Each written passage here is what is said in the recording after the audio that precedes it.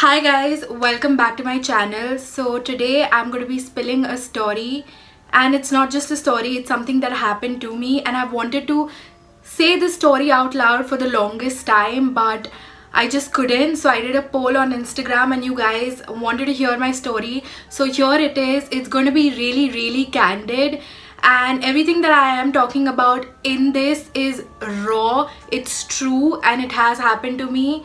So if you are somebody who does not want to believe it, just take it as an entertainment video. Now without further ado, let's just jump right into it and cut to the chase. So let's go back to 2017 September. This incident took place in London. Not specifically London, but in a town called Farnham right outside London. Why I'm talking about this story is because this is the most real that it gets with paranormal activity. And if you need to know something about me, that is that I've always been very sensitive to the paranormal, to the spiritual, and to the unexplainable things. I have always been very sensitive to such things ever since I was a child, and which is why I'm very susceptible to facing all of this and experiencing such things. But this was the craziest experience of my life because it was so upfront. Now I want to start by saying that we were on a trip, and it was me, my mom and my dad. My dad had a business trip basically to London, and me and my mom were just acting tourists. So we stayed in Farnham in this hotel called the Bishop's Table. Now remember, this name's Bishop's Table because this is where the real happens. So I just want to start by saying that we were in London for about a week's time, and we stayed at the Bishop's Table Hotel for 3 days and 2 nights. Now since we wanted to roam London, we would go back and forth between Farnham to London by a train and come back and sleep in Farnham. Now firstly, I want to give you some background about Farnham. If you Google Farnham, you will notice that it is called the ghost town. It is famous for ghost stories. There's like ghost walks and all of that because it has a long history to it, and it is very popular for its ghost bars, restaurants and hotels, and people constantly write their experiences down. Now my dad knew about this and we willingly went to live in that hotel. Now I'm not going to get into the history because I'm not a history person. I want to talk real. I want to talk to you guys about what happened to me. So cut to the chase. We are there morning of September 12th 2017 in Bishop's Table. We checked in and it was pretty early on in the morning, and nothing felt off except when I entered the room. I basically had this closet area which was undone. Now I know how cliche this sounds, but literally the closet area just had bricks and it was not painted or lined or anything like that. And when we asked the receptionist, she just said that they had not finished the construction, redevelopment of that part. So as soon as my mom entered my room, she felt like super spooky, and she was like, "You're not gonna keep anything in there." And she basically took a chair that was in the room and put it against that door of the closet so that it just doesn't open or something freaky doesn't happen.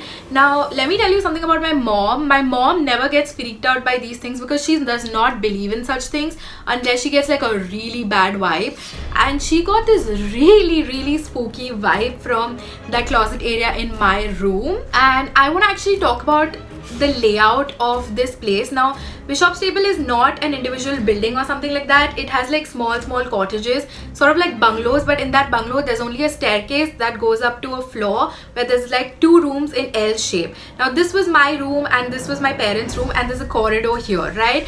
So as soon as someone walks, they can see the door to my room. The day goes by, we go to London and come back. Now it is night time and we had a dinner to go to, so we basically went for dinner and we came back super late. It was like about 10:30 in the night and it was really pitch dark and we were super tired. Now this is where it gets crazy. So I am basically in my room preparing to sleep, and I fall asleep. Everything's normal, there's nothing going on. The bed basically faces the bathroom and the room is around it, and I feel I don't feel any sort of negative energy or anything like that, so I just quickly fall asleep. Now it's 2 a.m. in the night and bam, the radio starts playing. Now every standard room in their hotel has like a radio right beside the bed. Now I don't know why they have it, but they do, and it's like one of these old looking radios. I will insert a picture for you guys to check out. Now I was like not that scared because I thought it's an alarm or something, and I shut the alarm off and I went back to sleep. Now I wasn't scared or anything like that, and so at 3:10 the radio starts going on again and starts playing like berserk old freaking music. And at this point I'm like, what the hell? I turned it off, like there's no alarm, like it's not supposed to go on. So I'm like, maybe there is some malfunctioning going on with the radio, and I'm like, okay, fine. So I switch the radio off, and you guys, I am being 101% sure here that I know I switched it off. Like there's a button and I switched it off, and it was on the radio. I'm not talking about the main switch. So I fell asleep, and 30 minutes later, you guys, at 3:40 the freaking radio starts. Oh my god, you guys, I have goosebumps right now. That experience was oh my god, I'm getting so many goosebumps, you guys. So it goes on and I'm like, wait a minute, what the F? And at this point I start freaking out because I know I am seeing that the switch is off. I have no idea how it starts playing. Maybe there's some malfunction, maybe happened. I mean, I really don't know at this point. And I just freak out, but I'm like, you know what, it's gonna be morning in like 1.5 hours. I just have to get through the night. And so I'm like freaked out and I'm trying really hard to sleep, and eventually I fall asleep. But you guys, I'm telling you, when I was trying to sleep, I felt like at the end of my bed corner there was somebody. You know, like when your house is empty, you know it's empty, there's like no sense of motion or no presence or warmth of another person. You know what I'm saying? Even if you don't see them in your house, you can tell if somebody is in your house. Same way, when I was in the room at that point at 3:40, I knew that there was somebody in the room. Now I don't know if it was my mind playing on me, but I swear to you guys, I started feeling the chills in the room. And trust me, you guys, there's a heater in every single room. I wake up at like again in like 30 minutes and I don't know why. And at this point I'm like, you know what, I'm just gonna stay awake and not sleep, because it's just gonna be another half an hour or 1 hour till like the morning rays hit. And I was like, okay, cool, Trish, calm down. And I literally start reading the Hanuman Chalisa, you guys. Like, I am not kidding, I'm not somebody who's a God believer, but at that point it felt like the safest thing to do, and I kept doing that till like 1.5 hours, you guys. And I kept like, I kept my laptop open and I just kept Bhagwan ka picture open right there in front of me, so that, you know, I felt safe. And then somehow I got through the night. In the morning, go up to my parents' room and I tell them exactly what happens. At this point my mom is freaking out because she was already so skeptical about me sleeping in that room because of the closet and how she felt in my room. So she was like, you know what, you just do me a favor and give me that radio, we'll put it in my room. And I'm like, okay, cool, I did that. And she's not convinced. She's like, no, baby girl, you just gotta sleep with us. I don't care how old you are, I don't care you're 17, but you're going to sleep with us, because I just don't feel that it's safe for you to sleep in that room because of how it makes me feel. And these are her lines. Literally, I'm actually going to bring her in here and probably insert a video of her vouching for this, because I swear to you guys, my mom doesn't freak out so easily. So that is real. Generally, I do not believe in such things, but this time the experience was for real, for sure. Now cut to the chase, we're on the second night and I had gone out on a date with one of these guys from Tinder, and my parents walked into their room first and I came in much later at like 11 o'clock in the night, and I'm preparing for bed again and I'm about to sleep. Now this is when it is just crazy and unexplainable. The corridors have thick carpets, and the thing with thick carpets is when you try to walk on them with like heels or like thick shoes or whatever, it does not create any sound. But when you walk on tiles, it does create like that tapping sound. So it's practically impossible to create any walking sounds on a carpet unless you're like really thumping it, or like an old man or a heavy man is like really walking and thumping. So I'm about to sleep and I'm like going through my phone and seeing my Snapchat stories and blah blah blah and enjoying myself, whatever. And then I consciously hear someone going boom, boom, boom, like on the carpet, and I can hear, it feels like someone is in our corridor and is walking around. Now I know my parents are awake, so before I went into my room, I basically told my parents that I'm here, and I went into my room and I hear from the outside my mom calling my name. She literally called out my pet name, which is like my home name. It's like nobody knows that name, only my mom and me and my dad. The thing with the doors of this hotel is that they are very thick, so you will probably have to like pull the door and like peep and shout so the other person in the room can hear you.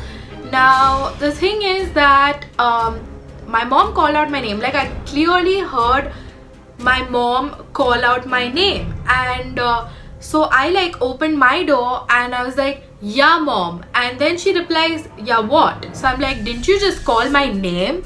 And then she goes like, I didn't.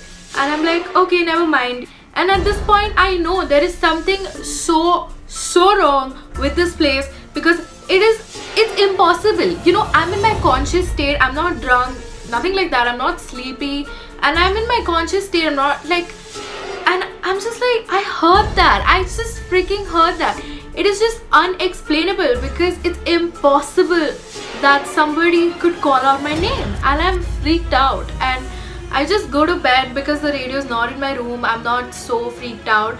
But then the carpet incident happens and I hear someone go tup tup tup outside my door, and I'm like freaked out. And guys, I'm telling you, it was horrifying. Like I want to like cry about this. Like every time I talk about it, I get like a little emotional, because it was so scary for me to be in that room alone.